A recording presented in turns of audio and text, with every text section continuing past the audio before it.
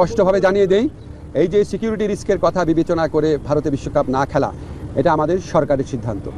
আজকে আমি বাংলাদেশের জাতীয় দলের যে ক্রিকেট প্লেয়াররা আছে ওনাদের সাথে আমাদের বোর্ডের প্রেসিডেন্ট আমিনুল ইসলাম বুলুল ভাই, আমাদের সিনিয়র একজন ক্রিকেট বোর্ডের কর্মকর্তা ফাহিম ভাই, আমাদের সচিবকে নিয়ে বসেছিলাম।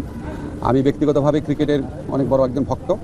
আমি বাংলাদেশ ক্রিকেট টিমে লিটন আছে, মিরাজ আছে, নাজমুল আছে, সোহান, তামিম, সবাই ভক্ত। তো স্বভাবতই আমরা সবাই চেয়েছি আমরা যেন বিশ্বকাপ ক্রিকেট খেলতে পারি, আমরা যেন টি-20 বিশ্বকাপ খেলতে পারি, কারণ আমাদের ক্রিকেটাররা এটা কষ্ট করে অ্যাচিভ করেছে।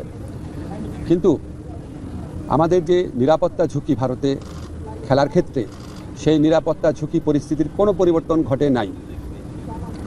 আমাদের যে নিরাপত্তা ঝুঁকির যে আশঙ্কা তৈরি হয়েছে, এটা কোনো বায়বীয় বিশ্লেষণ বা ধারণা থেকে হয় নাই, এটা একটা সত্যিকারের ঘটনার থেকে হয়েছে, যেখানে আমাদের দেশের একজন সেরা প্লেয়ারকে উগ্রবাদীদের কাছে মাথা নত করে ভারতীয় ক্রিকেট বোর্ড তাকে ভারত থেকে বের করে দিচ্ছে, সোজা কথা বের করে দিতে বলেছে।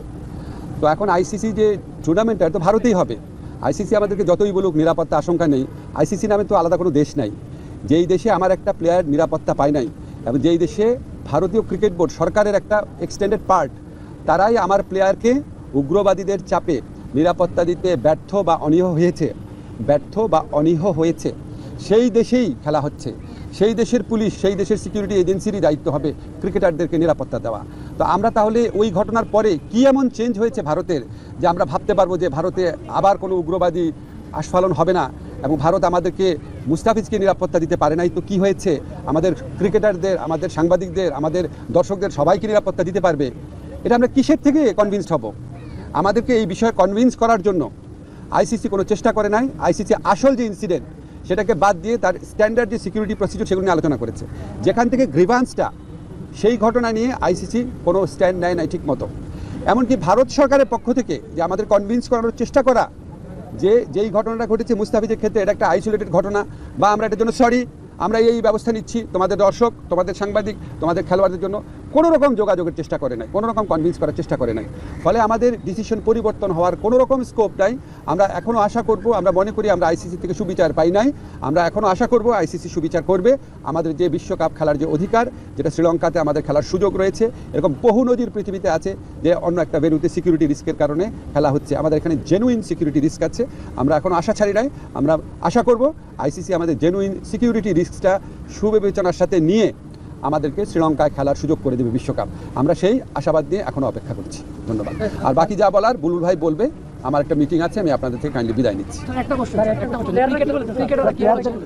আচ্ছা, আমি আজকে ক্রিকেটারদের সাথে যখন কথা বলেছি, আমি প্রথমেই বলেছি ক্রিকেটারদের সাথে আমার যা কথা হবে সেটা আমাদের ব্যক্তিগত ব্যাপার, আমাদের প্রিভিলেজ কমিউনিকেশন। তাদের কারো কথা আমি সাংবাদিকদের বলবো না, তারা নিজেরা বলতে চাইলে বলবে। আমার কোনো কথা তাদেরকে কী বলেছি সেটাও বলবো না, শুধু এইটুকু বলবো, কারণ এটা একটা প্রিভিলেজ কমিউনিকেশন। আমি যদি বলি যে ক্রিকেটাররা কী বলেছে সব আপনাদের বলবো, তাহলে তোরা মন খুলে কথা বলতে পারবে না। আমাদের এই সাক্ষাতের উদ্দেশ্যটা ছিল আমরা সরকার কেন এই সিদ্ধান্তটা নিয়েছে সেটা তাদের ব্যাখ্যা করে বুঝিয়ে বলা, কনটেক্সটটা বলা। আমার কাছে মনে হয়েছে যে তারা এটা বুঝতে পেরেছে, এটাই পারপাস ছিল, আর কিছুই না। আর তারা কি বলেছে সেটা বলার অধিকার আমার নাই। একটা বিশ্বকাপ না খেলতে পারে ক্রিকেটারদের যেমন ক্ষতি হবে, বোর্ডের ক্ষতি হবে, পুরো বাংলাদেশের ক্ষতি হবে, কারণ আমরা দর্শক বলি, আমরা রেভিনিউর কথা বলি। বিশ্বকাপ খেললে বাংলাদেশে কি ক্ষতি হবে সেটাও আপনাদের বিবেচনা নেওয়া উচিত। মাথা নত করে নিজের দেশের মানুষকে সিকিউরিটি রিস্কের মধ্যে ফেলে, এই আঞ্চলিক রাজনৈতিক পরিস্থিতি বিবেচনা না করে একটা জেনুইন রিস্কের মধ্যে নিজের দেশের শুধু খেলোয়াড় না, দর্শক এবং সাংবাদিকদেরকে ঠেলে দিলে কি ক্ষতি হতে পারে সেটাও আপনাদের সবার বিবেচনা নেওয়া উচিত। আমি আর যাচ্ছি। আচ্ছা, লাস্ট কোয়েশ্চেন বলেন। আজকে আপনারা খেলোয়াড়দের নিয়ে বসেছেন, যেটা আমরা জানি কালকে আইসিসি মিটিংয়ের মাধ্যমে একজনের একটা সিদ্ধান্ত হয়েই গেছে, একটা নতুন একটা লাইসেন্স দেওয়ার পরে আপনি যে খেলোয়াড়দের সাথে বসলেন, আপনারা যে সিদ্ধান্তটা নিয়েছিলেন, মানে এর মাঝখানে কি আপনারা বসতে পারতেন না? কারণ খেলোয়াড়দের দিকে দেখা গেছে একটা। আমি আপনাকে একটা কথা স্পষ্ট করে বলি, আমাদের খেলোয়াড়দের সাথে বোর্ডের সবসময় যোগাযোগ ছিল, ঠিক আছে? আমার সাথে যোগাযোগ তো আমার তো বোর্ড আছে, আমার তো মন্ত্রণালয় আছে। আর আপনাদেরকে আমি স্পষ্টভাবে জানিয়ে দেই, এই যে সিকিউরিটি রিস্কের কথা বিবেচনা করে ভারতে বিশ্বকাপ না খেলা, এটা আমাদের সরকারের সিদ্ধান্ত।